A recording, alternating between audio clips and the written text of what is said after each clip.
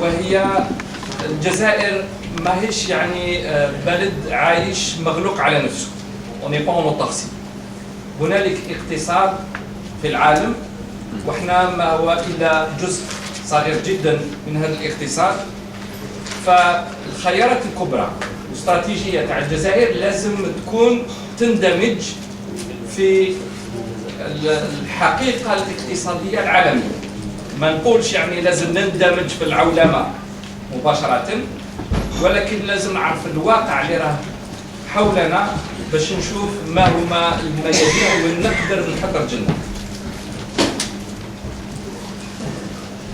نشوف انه منذ سنوات، ربما منذ 2007 2008 دخل الاقتصاد العالمي في أزمة كبيرة، ومشكلة الديون صبحت يعني ثقيلة جدا على الاقتصادات.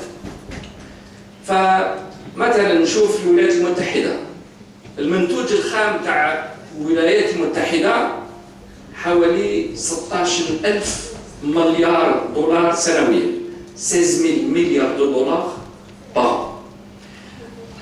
La dette du gouvernement fédéral، يعني الدولة الأمريكية بدون ما نحسب la dette des ménages ولا la dette des États locaux ou des collectivités locales et des municipalités. ترتفع هذه المديونية إلى 18,000 مليار، 18,000 مليار دولار de dette. لو كان نزيدو ندمجو la dette تاع les différents États et les municipalités ainsi que les ménages, on arrive à une dette de 55,000 milliards pour les États-Unis seulement. Si on prend un autre cas, devant nous, à côté de nous, qu'on connaît bien, il y a la France. فرنسا عندها ناتج خام تاع 2,000 مليار دولار، 2,000 milliards de dollars, le PIB. Ils ont également un endettement à la même hauteur, autour de 2,000 milliards de dollars. Les dernières années, pour relancer l'économie mondiale et particulièrement occidentale, il y a eu des prêts à taux zéro par les banques centrales. La Fed, donc la banque américaine qui émet le dollar, entre parenthèses, qui est une banque privée. La Fed est une banque privée qui émet le dollar. Elle a mis sur le marché aux alentours de 3,500 milliards de dollars à taux pratiquement gratuit et en quantitative easing, c'est-à-dire la planche à billets. C'est مهم جدا لنا لأن ربما الجزائر وضعية أخرى ما بين son PIB qui est autour de 200 milliards de dollars et l'endettement qui est pratiquement inexistant, avec des réserves de change, alors on est dans une situation bien meilleure que les économies avancées. Le problème, c'est que ça va dériver petit à petit sur des problèmes connexes. Ce sont les conflits autour du pétrole, des énergies au Moyen-Orient. C'est la déstabilisation de tout le Moyen-Orient, mais aussi en Europe, de l'Ukraine. L'Ukraine, ce n'est pas simplement un problème interne, c'est aussi un problème géostratégique entre les États-Unis et la Russie. Si je dis ça, c'est pour dire qu'il va être extrêmement difficile de créer de la croissance véritable dans un milieu et un climat général aussi négatif si on est arrimé. يعني ولا نربط كل الاقتصاد الجزائري بالاقتصاد العالمي، اليوم نقدر نروح مباشرة لوضعية مثلا اليونان، لا غريس. تعرفوا باللي لا غريس كي بدات الأزمة ils avaient autour de 300 milliards de dollars de dette. اليوم après les rééchelonnements et après les aides de l'Union européenne, ils sont à 350 milliards de dollars. يعني هم يزيدوا. et ils n'ont pratiquement plus aucune issue que probablement de sortir de l'Union européenne. L'Union européenne, ça peut être également la fin de l'euro. Donc il y a des risques très graves d'instabilité du circuit financier mondial, autant pour l'euro que pour le dollar. Le dollar aujourd'hui est en train de perdre de sa valeur. Comparativement à l'euro, il est en croissance, là. Mais comparativement à la monnaie chinoise, il est en train de perdre sa valeur. Et surtout par rapport aux réserves d'or. L'or est en train de prendre de la valeur au fur et à mesure que le dollar est en train de perdre la sienne. Lyon, aujourd'hui même, le prix du baril du pétrole est en train de remonter. La cause, la baisse de production de pétrole aux États-Unis. Ce qu'on disait il y a quelques mois commence à se vérifier. Les investissements faits avec des prêts bancaires dans la production de gaz de schiste et de pétrole de schiste sont aujourd'hui à l'arrêt. Il n'y a plus d'investissement. Et beaucoup de puits qui étaient en fonctionnement il y a 6 mois sont aujourd'hui fermés.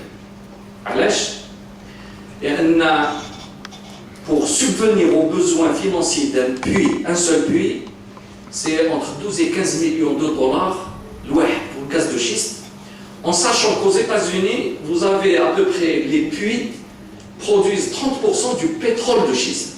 Et c'est grâce au pétrole qu'ils pouvaient équilibrer la rentabilité de ces puits. En Algérie, et de l'aveu de spécialistes de son attraque, un puits coûte pour l'Algérie 70 millions de dollars. Il y a multiplié par 5 le prix d'un puits aux États-Unis. Or, les États-Unis, l'industrie du gaz de schiste a investi, aujourd'hui, ils sont à un endettement de 5 400 milliards de dollars d'endettement de l'industrie des gaz de schiste. 5 400 milliards d'endettement. Il y a un risque d'explosion de la bulle dans les gaz de schiste qui est prévu pour le 2e semestre de 2015. Donc là, je dis ça en complément de ce qu'ont pu dire les conférenciers pour faire prendre conscience que le peu d'argent qui nous reste, qui était à 193 milliards de dollars au 30 juin 2014, surtout le bulletin de la Banque d'Algérie, 193 milliards de dollars le 30 juin 2014. Le 31 décembre, il ne reste plus que 175 milliards de dollars. Alors déjà 19 milliards de dollars.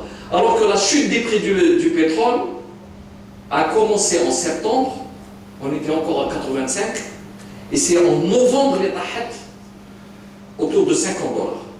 Donc en 3 mois, on a consommé 19 milliards de dollars. اليوم في جريدة وطنية في الوطن يقولوا باللي selon les statistiques de la douane, il y a eu 4 milliards de dollars d'entrée les 2 mois, janvier-février, 2 milliards de dollars par mois.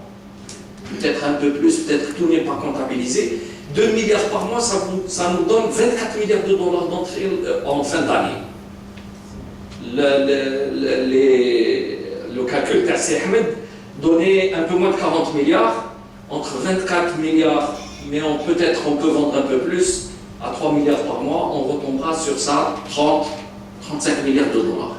Or, le budget algérien, comme vous le savez, a besoin d'un minimum de 80 milliards de dollars entre les importations, le financement des activités économiques et le transfert des bénéfices des sociétés étrangères et le paiement des services. Donc, ma petite intervention, c'est juste pour une alarme.